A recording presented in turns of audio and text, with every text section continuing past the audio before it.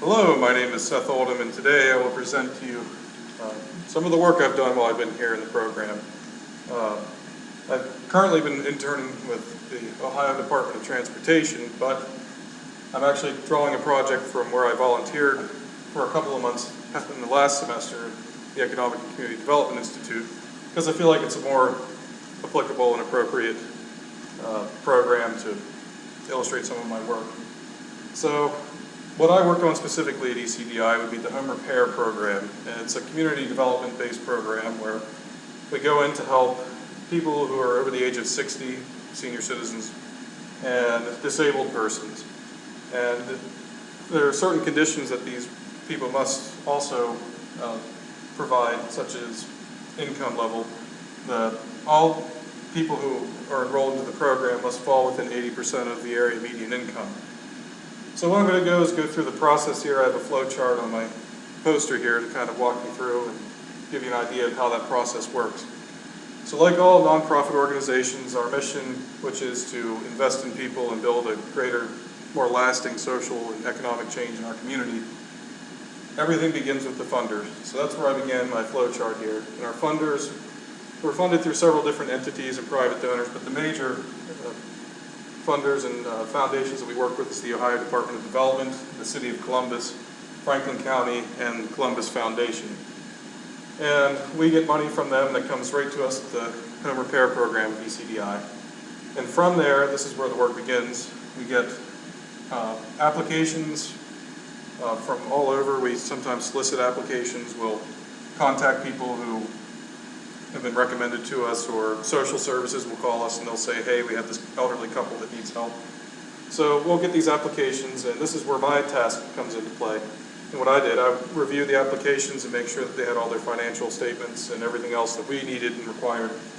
And I would get their application together, and then I would push that through to my supervisor, who would then award the work. Once the application was proven satisfactory, my boss, would be the program manager, would make the call and say this is good. So what we do, we have our own in-house inspector, and he would go out and inspect the individual's dwelling. And he would make a list of all the work that is necessary, not always what the homeowner would want, but whatever would be crucial to the types of work that we do. And if you notice up here, I'm not sure if you can see it on the poster, the types of work that we do are safety modifications. So if the person has trouble getting around the house, maybe even in a wheelchair, we'd install wheelchair ramps and safety bars and showers and in the hallways or anywhere else that would help them get through the house. And we'd also do plumbing, HVAC, some electrical and weatherization work to try to cut back on some of the energy costs, because most of these people are low income and they struggle with bills. So that's one of our goals, is to make their home a little more affordable for them in the utilities. So he would inspect, see if we needed to make any of these types of improvements, and he would come back and say, here's what we need. So then we go to the next step, which would be to select a contractor. And we do this by bidding it out through 3 contractors, and typically we take the lowest bid. The contractors are very good, though. It's not like we're bidding out the work because we're just cheap, but our contractors are typically new contractors and contractors who've been around for a while, who are, we're trying to give back to the community and spark a little bit of economic development as well with our community development. So the contractor, we then select the contractor, and then they go out and do the work. And then after their work is completed, we send our inspector back out again to make sure that the work is up to our standards, which typically it is, but sometimes there are some complications along the way. And after that, we come back and the home repair process is essentially finished.